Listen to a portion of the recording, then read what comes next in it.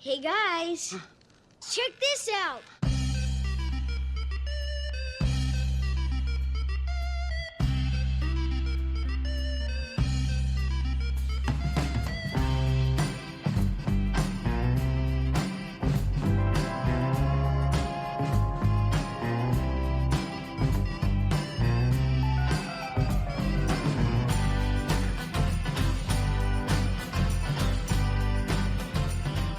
Hello, and welcome to Check This Out, a podcast where we take an analytical view of the media that appeals to us as individuals and why. I am El, your host, and with me today is special guest and enemy of the show, Jeremy. Enemy of the show. I like that. Hello. I mean, you're basically giving me homework, so That's what's that true. if not an enemy? That's a fair point.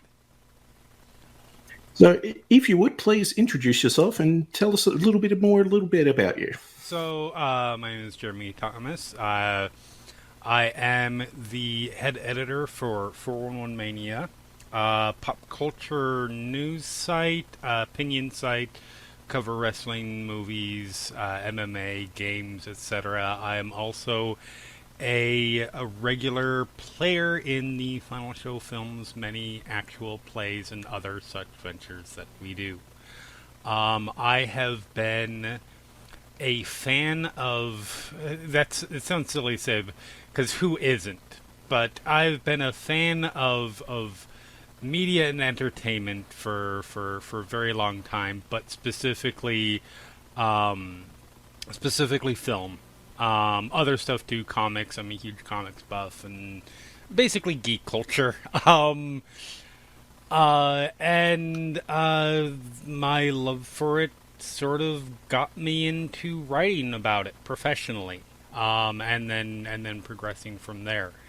Um, yeah, So, it's a decently sized part of your hobbies, one would say. it's pretty much like I think about in one form or another.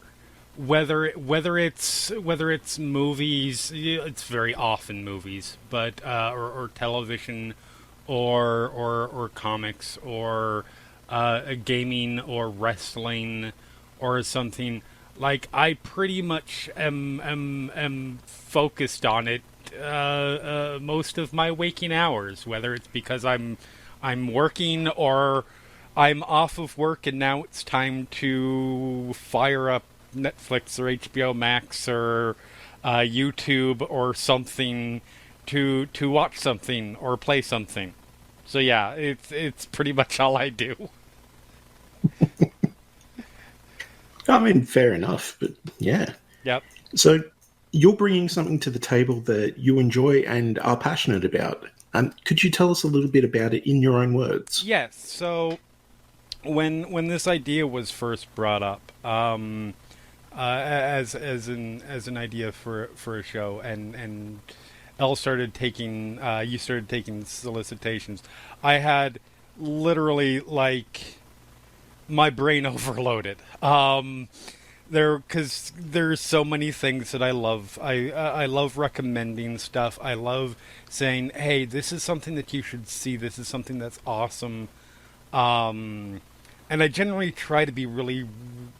I focus a lot on the things that I love, and I don't focus as much on the things that I dislike. Although you still have to, but amongst all the list, and I thought of a lot of really big, iconic stuff like Casablanca, which is one of my absolute favorite films, or I was thinking about the X-Men, the recent X-Men House of X Powers of 10 event, or so many stuff. But the thing that I zeroed in on is one of my favorite underrated, underwatched movies. And this would be probably a top 15, 20 film of all time for me.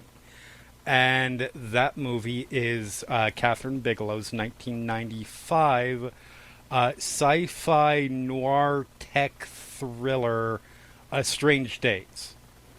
I saw this movie I want to say 2000, 2001, something like that. So a little while after it had come out. And when it came out, it was not well liked critically. It absolutely bombed as a film. And most people didn't give it much more than a moment's thought. It was, and this was obviously years before Catherine Bigelow became the director of films like The Hurt Locker and Zero Dark 30, and a lot of award-winning films that made her huge. But it was, when I saw this film, I absolutely fell in love with it because of so many aspects. I'm a big fan of noir, and I'm a big fan of neo-noir when it's done right.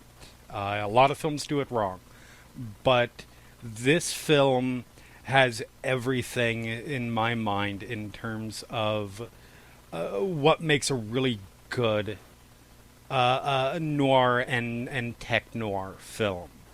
It has the incredibly flawed protagonist. It has the femme fatale. It has the very distinctive visual palette that plays in a lot of light and dark and that sort of thing. It has a twisty plot that keeps you guessing all the way through. And it has a lot to say. Surprisingly, and watching it, I haven't seen it in probably 6 or 7 years. Rewatching a lot that is incredibly relevant in the very current and past, like, several months era. Yeah. And so it's a film I just instantly fell in love with, and actually made me appreciate the idea of neo-noir a lot more. And so when it was a film that very much informed my seeing movies as something more than just entertainment. There were other films that did this for me, but Strange Days very much did. And if you look at, for people who watch our actual plays, if you look at a lot of my characters, I'm not ashamed to say that there are elements of the lead character, played brilliantly by Ray Fine, Lenny, in a lot of the characters that I play. It's been a ridiculous influence on me over the years. So when this was instantly like, the big ones we can. I can try to make you watch those ones later. But this was the one where I was like, yeah, this is absolutely a film, because I love showing people this film because most people have never seen it. Yeah, I mean, I hadn't even heard of it. Yeah, that's pretty common. People are like, "Strange Days, you mean the Doors song?" And I'm like, no. It's watch this. Be prepared for some things, and there are probably some content warnings that if we get into that stuff, that should be done, because this is made in a different era than now, and it covers a lot of things in terms of content warning for their sexual assault in the film. There is a whole lot of nudity. There is... Oh no, how will I survive? Yes, I know. But there is a fair amount of sexual violence. And there is a fair amount of racially tinged violence in this. So keep those, listeners, keep those in mind if you know. So yeah, that was what really made this the film for me. Not those. You know what I mean? Yeah, I just can't get enough of the checks list sex violence. Right. Yeah. So I have a list of questions here designed to just sort of probe a little deeper into that enjoyment of yours, if that's okay with you. Absolutely. So, So, go ahead. question 1. Imagine I was someone who'd just been awoken from a coma, or resurrected from being frozen in ice, or, like a toilet magically gifted sentience by some malevolent wizard or something like that. Essentially, I know what media is, I've just never experienced any. So how would you explain Strange Days without, linking it to anything else? Oh, God. That's a really good question. I would describe it as a mystery about a mystery story about a incredibly flawed man who used to be, I'm assuming in this case we're familiar with the basic tenets of society and things like that. Who used to be a police officer and is not anymore for reasons that are explained later in the film, who lives in a world where the millennium is about the new millennium is about to happen. It's Christmas Eve or New Year's Eve, 1999, and there's a technology that exists that allows you to see, literally experience what people are seeing if they wear it, and that brings that technology, which is blacklisted at this point or illegal.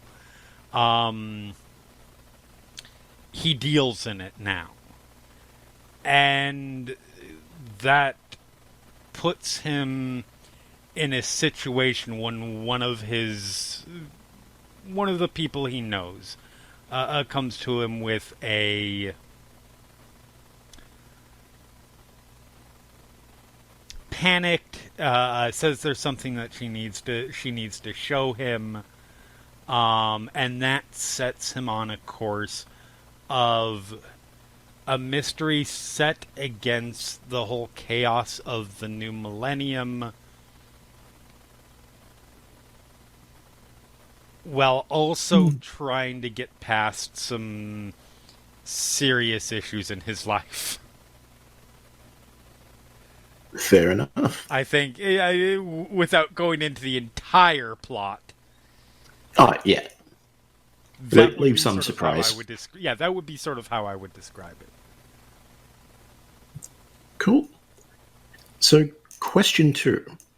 Hypothetically, our positions are reversed, and I'm guesting on your immensely popular and award-winning podcast, and I've just answered question 1 with that response verbatim. What is the part that resonated most with you? With me? I'm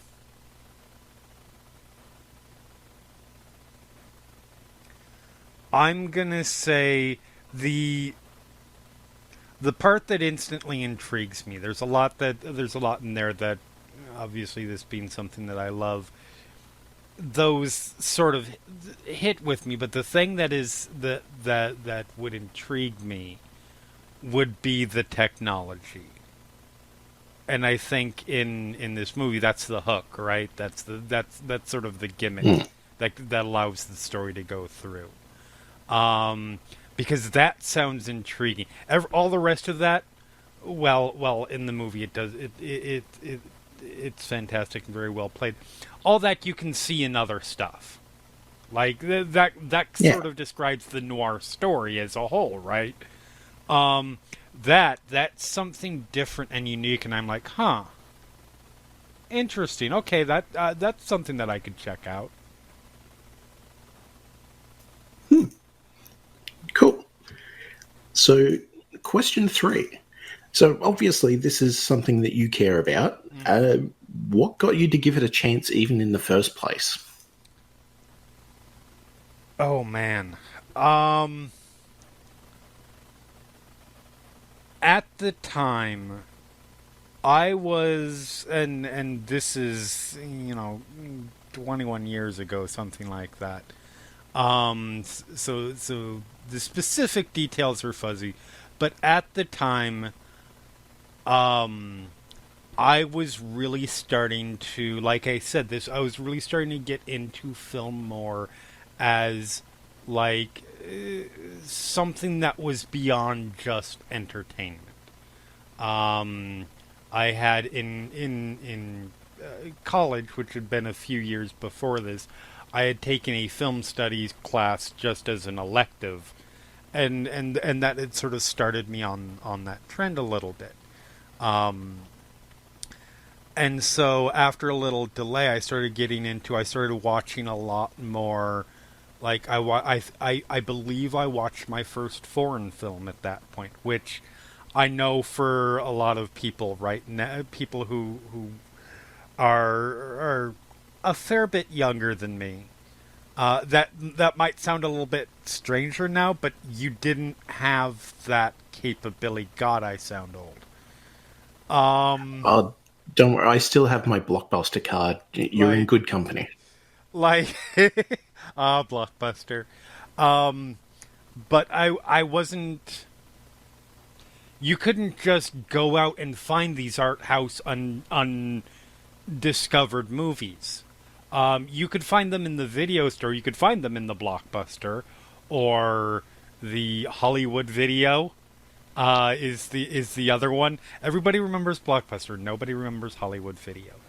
Um, I mean, we had Video Easy here, but yeah, yeah, same thing. No one ever remembers them. yeah. Or you could go to one of those places, but that's sort of like in the 80s with VHS tapes. And the big appeal at that point, the thing that really made VHS take off, and specifically horror VHS rentals take off, was these really really cool DVD or VHS covers. And I remember I was walking through Blockbuster or Hollywood Video or whichever it was. I legitimately don't remember. Um, Looking for something to watch, and I would always, like, every couple times a week probably, I would be in there. I spent far more of my monthly income than I probably should have on rentals. And I was looking around, and I came across the cover of The Strange Days, uh, and the cover of Strange Days, um, it has Ray Fiennes on it, and I believe, if I remember correctly, it had Ray Fiennes, Angela Bassett, and Juliette Lewis. And I knew Juliette Lewis because I was 20 years old in 24 in 2000, so of course I knew who Juliette Lewis was. And I knew Ray Fiennes because of Schindler's List. And I wasn't quite as familiar with Angela Bassett yet, I don't think, because I'd never seen What's Love Got to Do with It, which was her breakout film, and a couple of her movies that had come out after that. But it was them over this, like, vision of, like, the end New Year's Eve party. And I was like, huh, this is interesting. And I knew Strange Days, obviously, from the Doors song. I was like, huh, okay, Mm. yeah, I'll check it out. And it was literally that kind of a discovery. And then I took it home, I watched it, and that may The have rest been, is history. that may have been one of those things that I rented from a video store, that I did not return and ended up paying for. Um, Because of course you lost it on your way to return it, like the good soul that you are. Of course, exactly. That and Yeah. Final Fantasy Tactics being one of the other ones, because you could not find that game in the stores anywhere. because it was so underproduced, and I specifically rented that. I'm a horrible person. I specifically rented that game from Hollywood Video with the express intention of never returning it. So, for all the bosses that are out there from Hollywood Video potentially listening to this, which one was it? I don't think they care at this point, but it was in Beaverton, Oregon. No, Hillsboro. It was in Hillsboro. Ah, there you go. So there you go, CEOs. You know where to find him. To be fair, there were like 6 or 7 Hollywood Videos in Hillsboro, so So it might take a little bit of work. I'm might sorry, take a little CEOs. work. It's fine. I paid for it. Yeah, well, we'll see. Yeah. Stay tuned. If I get a knock on my door with somebody with a body cam and a Hollywood Video name tag, I'll know that I'm in trouble, and I'll know that this podcast is a success. So bright futures ahead. Yes. For most. So I think I might know the answer to this question, but I do still want to ask it. Okay. So question 4. For some people, a sense of like-mindedness and community is integral to their enjoyment of something. So to your knowledge, is there a Strange Days community? And if so, what are they like? You know, I don't know that there's a specific Strange Days community. I suspect not, because it's such an odd duck. But there is a very strong neo-noir and tech-noir community. There are people who absolutely adore the genre, and it is one of those, I think, sort of overlooked and underappreciated genres. And I'll be honest, and I'm sorry for all those my fellow tech noir fans that are out there. We're kind of a pretentious lot. Which is really the case with any kind of like absolute film passionate person. Like, you have to be a little bit pretentious to go and spend long periods of time talking about the composition of the shots and the deep thematic elements and the film illusions, which all of these things are very wrapped up in the idea of noir. Noir is a very savvy and sort of meta genre, and plays by very specific but weirdly defined rules. So there is definitely a fan base and community out there. I love them. They sometimes get a little wrapped up in the details, but yeah, I wouldn't say it's specific around Strange Days, though, unfortunately. Yeah, no, I mean, as I said, I kind of anticipated that being the answer, but I mean, I got more out of it than I planned. Fair. So, question 5. There are a lot of aspects of media that land differently with different people. Mm-hmm. What was your favorite part of it? Of this movie? Yeah. Wow. Like, I could go off on 100 different things. I love, and I get why this doesn't work for some people, because it's a very potential nausea-inducing. But I love the first-person sequences. I love they actually had to construct a very special camera to film those sequences, because this wasn't the days of being able to shoot that stuff with an iPhone. They had to make an actual camera that would very much approximate the idea of seeing something literally through someone's eyes in very chaotic situations, not like the Michael Myers slow stalking kind of thing. I love, or like the GoPro of like skate videos, or like whatever. GoPro or things like that. Yeah, I love that. I love the. I absolutely adore it. There is one thing, which is what you asked. I would say I will say 2 things. One thing when I first watched it, and one thing now. Because my appreciation of certain aspects of it have really grown. The thing that I loved when I first saw it, more than anything, and I still absolutely adore it, is Ray Fiennes' performance as Lenny. He is the absolutely... You can see an absolute through line between Humphrey Bogart's sort of flawed Sam Spade, Rick from Casablanca, his character in Treasure of Sierra Madre. He was very good at playing those flawed, damaged characters who are protagonists, but they don't always do the right things. Up through Jack Nicholson's character in Chinatown, very much the same kind of thing, to Lenny, where he is an asshole. There's no other way to put it. He's a very charming asshole, and you can see why he's successful at what he does. Successful being a qualified term here. But he's charming to the point that you kind of want to look past all of his absolutely horrible flaws.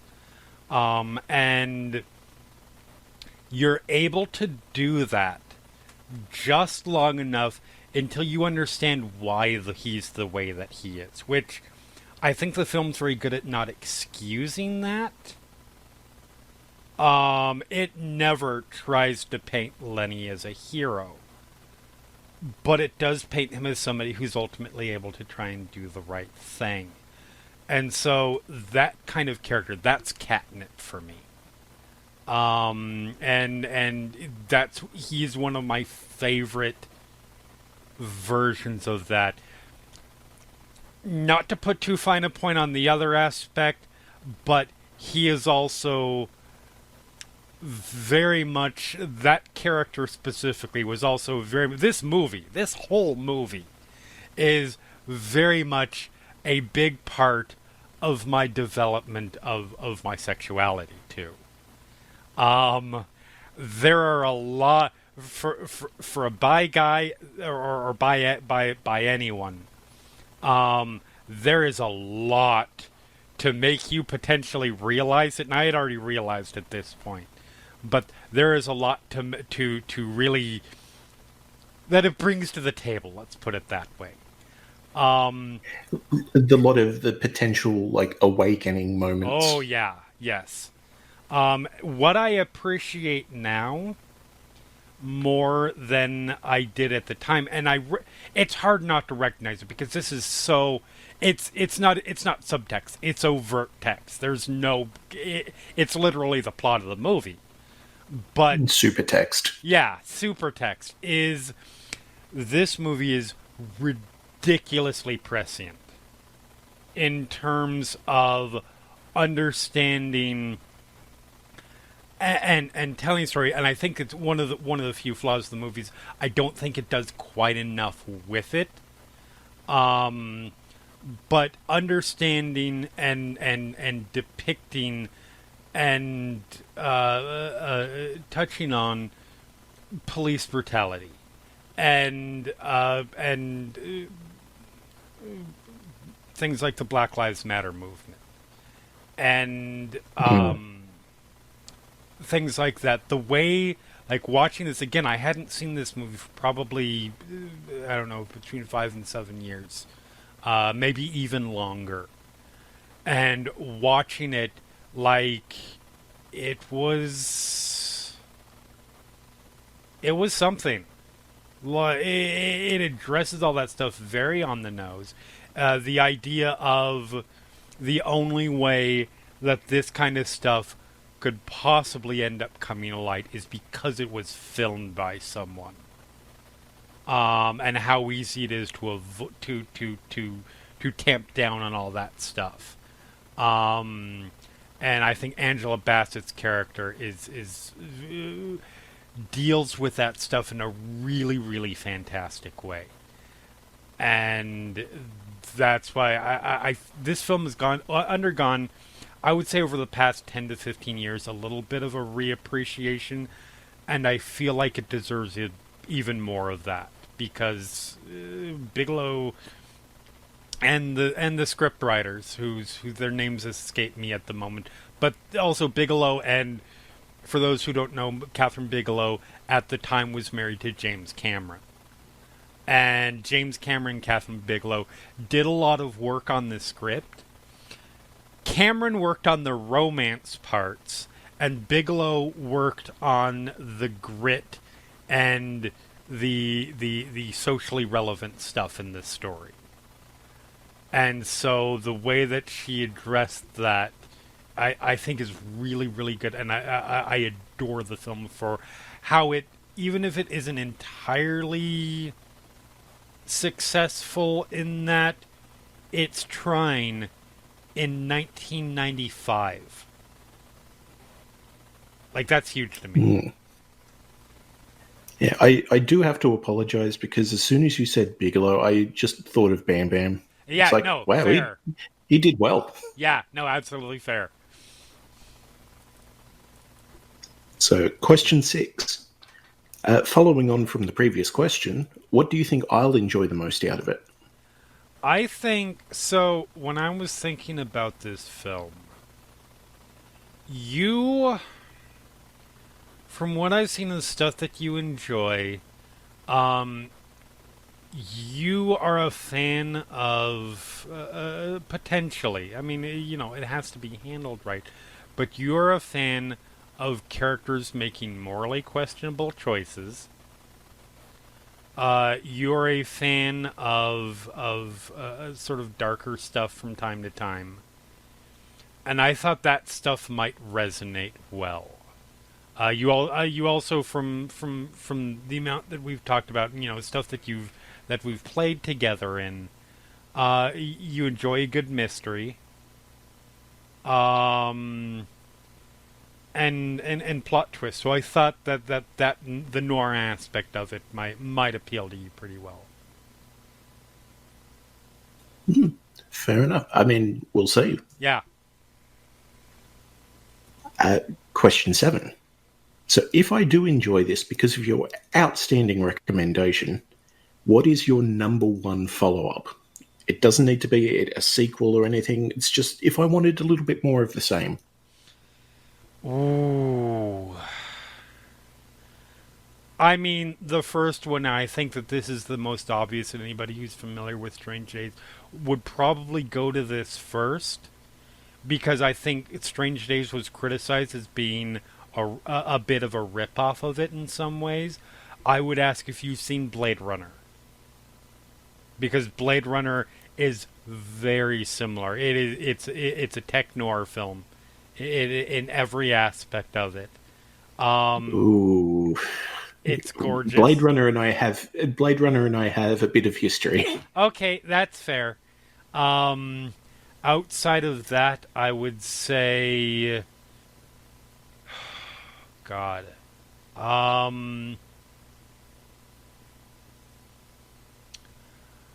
I would say, trying to think if there's any really good found footage noir films, and nothing is hugely occurring to me. Honestly, probably the first thing that would come to my mind outside of Blade Runner, because it's not tech, but it also follows in a lot of these same kinds of sequences, and I understand why people are not okay with this film, because it is a Roman Polanski film.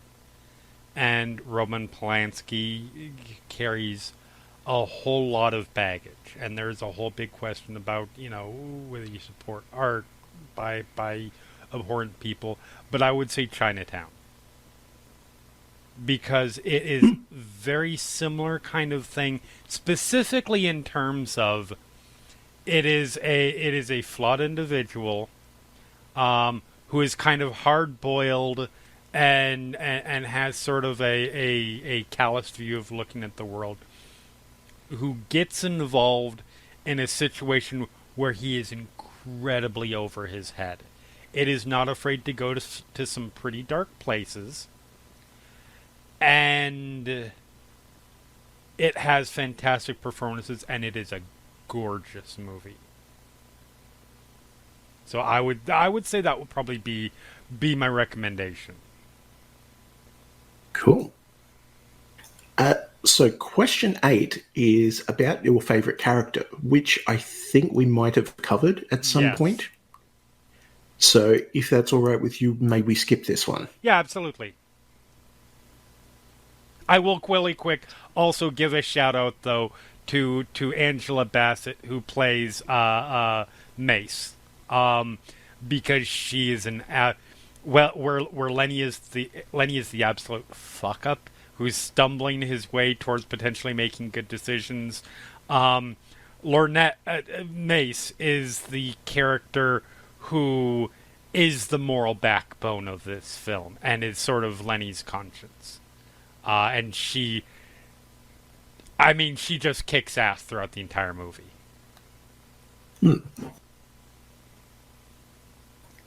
Fair enough. So, question 9, and this is my last question of this session. So, there are a lot of interviews that lean on the question of what would you bring with you if you were stranded on a desert island? But that's not this show. What we ask instead is to imagine that you're not only stuck on a desert island with no chance of rescue, but that choice of what to bring with you has been made, and it's strange days. Okay. How often do you rewatch it, and how long does it take you to get sick of it? Oh. That's sort of a tough question. I would be rewatching it a lot.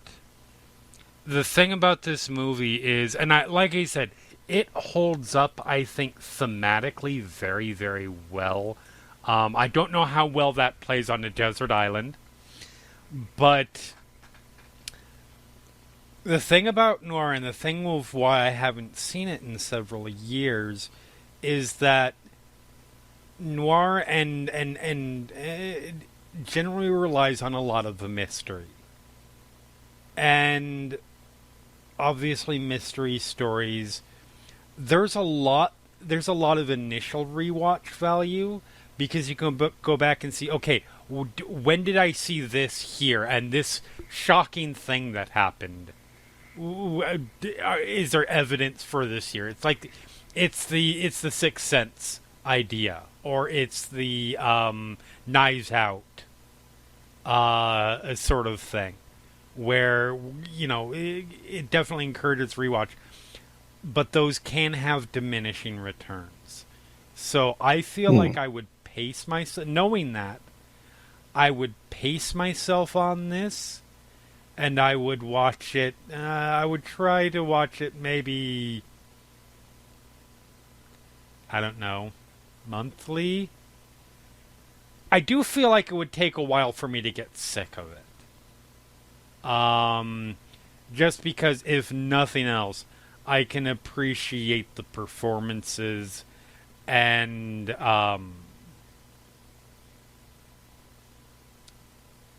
it's got a kick-ass score and some really good performances by Juliette Lewis, who's actually singing songs by Kate Bush.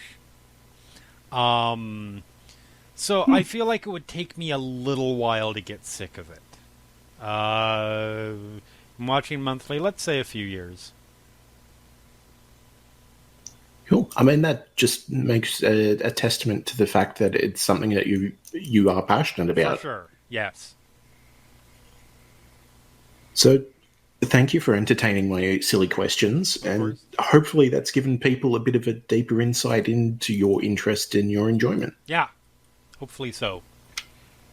It's a hell of a movie. So now, before I completely bring down the show rating with my noted negative charisma, it is time for the best part of the show and everyone else's favourite, a word from the sponsors.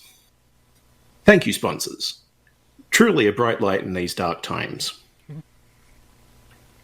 So normally this is where I would do my review of what was brought up last week, except this is the first episode and I have nothing to review. So instead, I get to answer one. And Jeremy, I believe you have the questions provided to you. Yes. So imagine this was the first media I'm seeing. How would you describe it? So I guess I should introduce what I'm bringing to the Yes. table then. Yes. I am talking about a manga series, manga Japanese cartoons, basically, comics. Okay. Sumire-16 Sai. Okay. It was published in 2006 and ran about 50 odd chapters before ending and then tying back into the prequel, which is the sequel, which is a weird thing altogether. Right. Okay. So, if this was the first piece of media you're saying, it is the story of a perfectly ordinary schoolgirl who makes friends and goes to school with a perfectly normal life. Except that schoolgirl is a puppet driven by an old man in a black suit that no one else is allowed to pay attention to. Oh, wow. Interesting. All right. So, if somebody had just described that to you in that exact way, and you'd never seen it before, what would be the thing that most stood out in there? I was going to say the fact that the main character is a puppet, but the fact that there's someone that they're not allowed to acknowledge, I think, is the more interesting thing. Yeah, no, that's fair. That is a hook. It's a hell of a hook. So, what's your history with this? What made you check this out?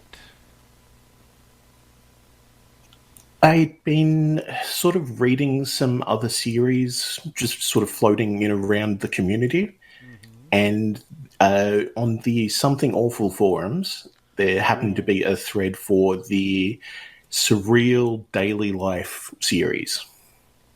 Okay. So it's like just everything normal, except there's a subtle tweak. Okay. It's like, oh, maybe there's this one series where it's a normal school, except one character is a ghost. Right. Or, like, it's in a child's imagination the entire time, but they go from the outset under that premise. Right. And just the reactions of people to the first image, which from memory is she's offering someone a lift on her bike and saying, oh, you just hop up behind me, except that's where the old man is sitting. Huh.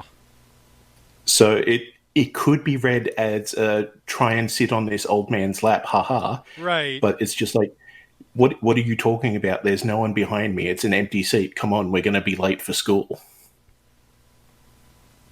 Huh. That. Man, see, stuff like that is why I love Japanese stories because it's such. Anyway, yeah, that is. I can see why that got you to try it. For sure. And like, it's all ventriloquism as well. So it's just like, it's a life-size puppet. It's not like a little lap puppet. Right. So yeah, he's doing the whole thing, and it's just like, what do you? There's no old man. I'm a perfectly normal girl. How dare you call me an old man? Wow. Yeah. Yep. That is a hook. So outside of obviously the Something Awful forum, and this is anime, so I'm going to make a few assumptions. What is the community that surrounds this like, if there is one? I honestly don't think there is, because it is a little bit of the outside of the norm. Mm-hmm. It's not like the whole super-powered beat-em-up series like Dragon Ball Z or Right. like My Hero Academia or anything like that. It's just kind of off to the side on its own. Mm-hmm. And as far as I can tell, it's very hard to find published copies. Okay. And the series ended just on a perfect note. There is no need to continue or go further with it. It's just yep, ties up perfectly, end of story. Interesting.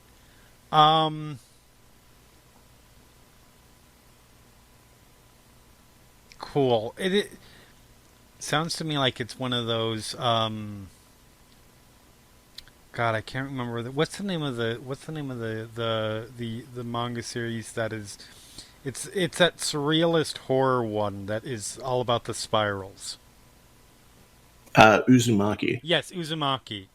Although I imagine I know there's a dedicated fan base to that one, so it's probably a Yeah. little more obscure than that. But still, even most manga people, you ask them, they might be familiar with Uzumaki, but you don't find a lot of people who have actually read it and are familiar with it. They just know it's that weird spiral mode.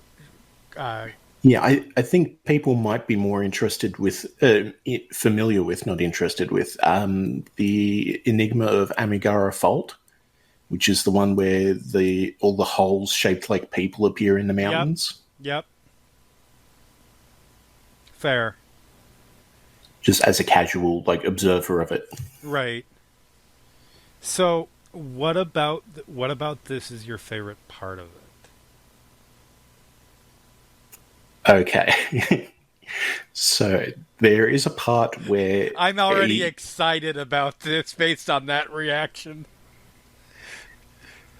As with most high school series, there's a transfer student that comes in. Okay. He is also a puppet. Okay. So the two puppets develop a rivalry, and the puppeteers end up accidentally swapping. Okay. And because they are so dedicated to their craft, they do not swap back just to make it easier on themselves. So they treat it as a body swap episode. Oh my god. They're like, oh, well, maybe we bumped heads. Let's go try it again and see if we can get our bodies back. Oh, that's delightful.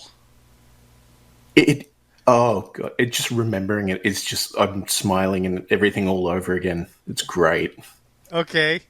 Well, I now know what I think I'll enjoy the most out of it. Because I love a good body swap episode. But what in this do you think I'm going to enjoy the most? There are moments where the facade of the puppet fades away to outside observers, and they see her as a real girl because she's making such a connection with them. And I honestly think that would be the part that would get you the most, is that there's depth of characters to be had. Very cool. Yeah, no, that would also be a big appeal. So assuming that I end up enjoying this, what would you say stemming off of this? If I wanted to see, if I came back, it's more of this. What would you suggest immediately? I mean, the obvious answer is the sequel/prequel. Okay. Because this was actually published second, whereas the sequel was published first. Okay. But I don't think I would actually recommend that. Okay. What I would recommend instead is a series called Sakamoto Desu ga, or Don't You Know I'm Sakamoto? Right. Is the series of a boy who is just utterly perfect and stylish and graceful in every single thing he does, to an absurd degree. Okay. So instead of just dodging the trap that's been set up on the door to have the other kids make fun of him, right, he catches it and sculpts like a snowman out of the dust. Okay. And they don't notice until later that he's actually signed it like Picasso or something. Okay. Like you've heard of being extra. Right. This is so far above being extra. That's awesome. Also, I am very glad that that my years of Japanese in high school, we won't say how many years ago that was, are still holding strong because I was able to translate that title. Hooray! So, what is your favorite character in this? So she develops a group of friends because that's what you do in school. You make friends, Right. But it's like the traditional like 4-character like party essentially. Okay. My favorite has to be Mizuki, which is the sort of the bookworm, quiet character who's just like, this is ridiculous. Why on earth do we have to have a puppet in our class? I just want to study. And through that, friendship ends up like coming out of her shell. Okay. Very cool. It's like she laughs for the first time in years because of her. And it's just like, wow, that actually felt good. I haven't laughed in so long. Right on. And what in the whole of it is your favorite moment, your favorite scene, your favorite dialogue piece, your favorite panel, whatever the case may be? The maths teacher, I think, is so dedicated, like so on the logic of mathematics and sound fundamentals and everything, that just the fact of having a puppet in a class breaks her brain. Like, she refuses to play along with the whole charade, but she ends up falling in love with the puppeteer. Okay. So basically, anytime she overloads, she like screams out like Pythagoras or like starts rattling off a formula or something and just starts destroying stuff. Yep, I can absolutely see why that would be your favorite. Yep, legit. So, final question. If you're stuck on a desert island, or, it could be if you were stuck on the moon with an infinite supply of oxygen, or stuck underground, post-nuclear war. I like to think outside the box in that terms of that sort of thing. The immortal snail problem, except it's me. Exactly. And this is your thing. That you ended up having with you. How much would you consume it? How much would you read it? And how much would Sumire-16 say? When would you? At what point would you be done with it? Yeah, see, this is a tricky one for me because I tend to remember narratives pretty well. So it takes me a while to forget enough to re-engage with something. Okay. I think I would probably go like weekly at first for a little bit, but then I would want to space it out. I would say maybe even yearly. Okay. And to the point where I'm done with it, it would vary based on how often I would be doing it. I Because if it's yearly, obviously, it's like, oh, well, it will take like a decade. But if it's weekly, it's like, well, give me a month. Right. So, in that respect, have you reread this recently? And did you find, because I know there's, view and stuff, you can pick up on stuff, or you can appreciate certain aspects that you couldn't before. Is there a lot of that takes place in this, or is it pretty much on the surface? I mean, surrealism, I would guess not, but it's played fairly straight, I think. okay, Because the story is told over the 3 years of high school, because right, that's how the Japanese system works. right, Except the last year is like done in one page. okay, Because I think the publishers sort of cut the series. It's like, look, we'll give you one more issue, wrap it up. right. Which is a bit of a shame because it does feel rushed at the end. But you get the full gist out of it. Okay, fair. Cool. It sounds interesting. Cool. I'm intrigued. I will have to find a link for you. Yeah, for sure. So before we wrap up the final ever episode of Check This Out of this recording session, and the first time that I've ever made that joke, can we tell the people a little bit more about where we can find you online, and if you have anything to plug? Yeah, you can find me both. The main place you can find me is 411mania.com.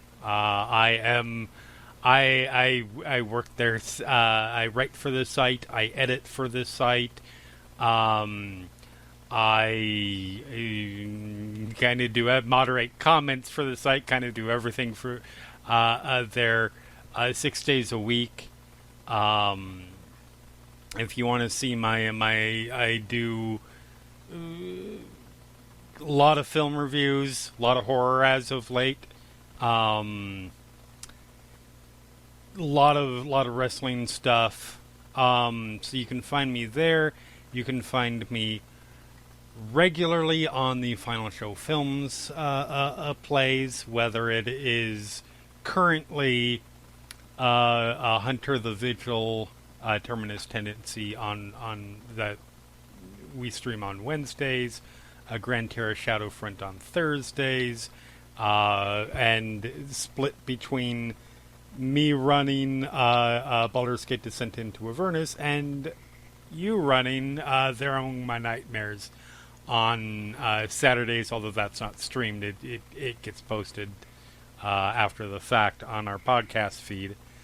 And then if you want to see my mad ramblings about this, that, or the other, which is usually I don't know. I don't even know what my Twitter feed usually is. But you can find me there at jthomas411mania because, branding. And I am on Twitter at TrueAntitonic. And on that note, I've been Elle. And I'm Jeremy. And this has been Check This Out, a podcast of media positivity. And remember, you can pour water off a duck's back, but you can't make it drink.